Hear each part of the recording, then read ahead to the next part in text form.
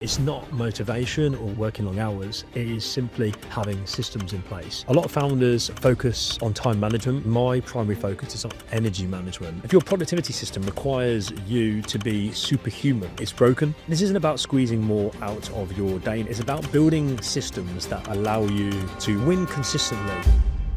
Right guys, welcome back, and today it's my top 10 productivity hacks going into 2026. So I often get asked, how do I manage multiple businesses across different jurisdictions, clients, family commitments, keep up with training, all without burning out? And to put it simply, it's not motivation or working long hours, it is simply having systems in place. So today I want to walk you through the exact systems I use heading into 2026. And these aren't gimmicks, these are more guardrails that allow me to operate at a much higher level. So my first productivity hack is energy first, time second. And what I mean by that is a lot of founders focus on time management, and my primary focus is on energy management. And this is kind of a foundation principle of mine almost. So my day is built around when I am most creative, when I'm most sharp, when I should be doing specific tasks or projects, when I'm most useful to others. So when I should have certain types of meetings, for example, or when I need recovery. And that's why my training happens in the morning. It's non-negotiable because my training sets me up mentally, physically. It puts me in a better mood for the day, gives me better focus for the day.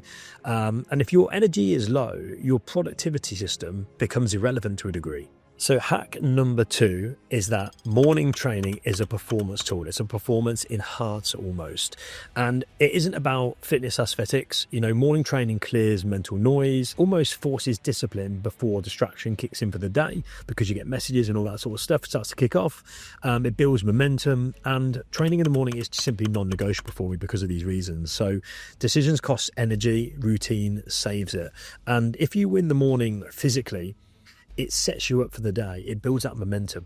Productivity hack number 3 is deep work blocks built into your diary to protect your time. So I don't work all day. I typically tend to work in focused blocks on specific tasks or projects. My calendar is built around 90 minute to 120 minute kind of sprints, these deep work blocks, and it normally means one task, one outcome, zero distraction. No notifications, no calls, no meetings. This is where strategy gets done, where content is written, where decisions get made. And busy founders tend to avoid doing these deep work blocks, but effective founders protect it.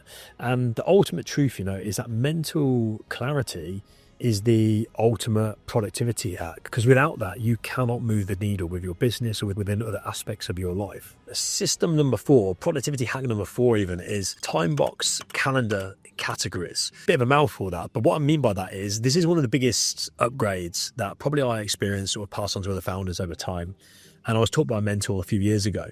And it's the fact that my calendar has distinct zones within the calendar. So what I call time boxed calendar categories. So these are deep work blocks, admin blocks, blocks specifically for certain types of projects or needle moving tasks, certain days that are for clients only. So a great example is my Monday, Tuesday, Wednesday of the week is typically focused on my role as a wealth manager. I don't mix modes. I don't context switch. Switching context is what burns founders out. It's what wears them down. It's not normally workload. When I'm with clients, it means I'm fully present. I'm fully engaged with them. And when I'm building and I'm working on the needle moving tasks, it also means then I'm unavailable and I'm focused. Productivity hack number 5 even is that Notion is my command center. It's what runs my life. And if you don't know what Notion is or haven't used Notion, I would suggest you go and download the app. Everything in my life lives in one place, and Notion is my task manager. It's my idea vault. It's the intranet for a few of my businesses. It's my strategy hub. It's my SOP library. It's my training plan for gym. So if something isn't written down, it doesn't exist. And I don't trust memory. I trust systems. I trust processes, something which I'm a massive advocate of. And this is how I can travel, switch locations, pause and resume work instantly, whether it's on my laptop or my phone. And the clarity removes a lot of stress. So a key point here is you've got to have a process in place for documenting, recording notes. So that might be typically notes on your iPhone, but everything needs to be built on one system ideally. And Notion for me is that system. So productivity hack number 6 which is very, very similar and kind of leads on from number 5, is that you want to capture everything, but decide later. And what I mean by that is I don't try to hold too many thoughts in my head. I try to get them down, whether it's capturing them in my inbox, in my notes on my iPhone, on Notion directly if I have the time and it's relevant, or voice notes even. And thinking is for creating as opposed to remembering things, holding on to information, because every idea gets parked, every task can then get clarified later, better organized later, action later. And mental RAM as an individual is significantly limited, but external systems scale. Productivity hack number 7 is simply recording meetings. It is that simple. And this is critical, especially for me running multi-region operations. I use the ability to record meetings so I don't have to take frantic notes. So I can better engage with clients so nothing gets lost, so actions are really clear. And meetings then become assets as opposed to interruptions, right? So live meetings are expensive. That's something I constantly remind myself, whereas clarity is not. Productivity hack number 8 is ownership, SOPs, and no heroics. And what do I mean by that? This is how you avoid burnout long term. You don't rescue problems repeatedly.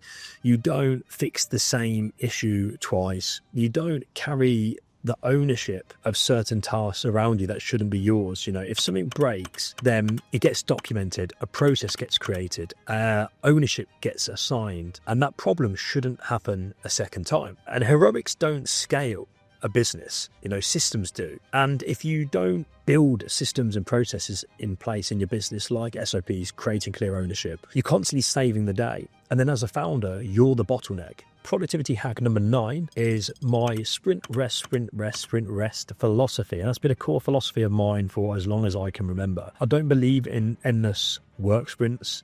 I believe in high standards, consistent output, recovery built into my systems, because burnout isn't caused by work volume typically. What it's caused by is a lack of recovery from an individual, a lack of control. And I have to plan my rest, I have to plan my family time, I have to plan my downshifts almost in works, because longevity beats intensity every single day. And burnout is a result of a systems failure more than anything else. Productivity hack number 10, and the final one, is that you have to have hard guardrails in place. The bottom line is that structure beats motivation. And these are some examples of my non-negotiables. Number 1 is phone rules. No constant checking of social media, messaging. Number 2 is have protected time blocks for family where nothing else can get in the way of that time, because it's super important. Number 3, sleep has to be a priority, not a luxury. Ideally, go and sleep at the same time every day.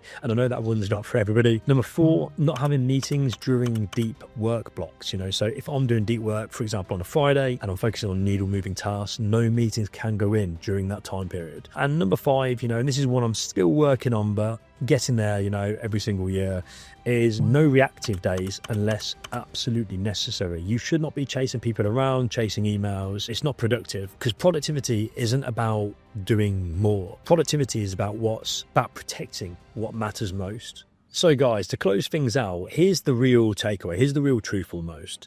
I work like this because I want longevity in my businesses, in my career, in my personal life. I want clarity. I want peak performance without burning out. And that's took me some time to learn over the years. And this isn't about squeezing more out of your day necessarily. It's about building systems that allow you to win and win consistently, whether that's in business, in family, in life, ideally all at the same time. And that's really hard to do across different pillars of life, so to speak. And if your productivity system requires you to be superhuman almost, it's broken.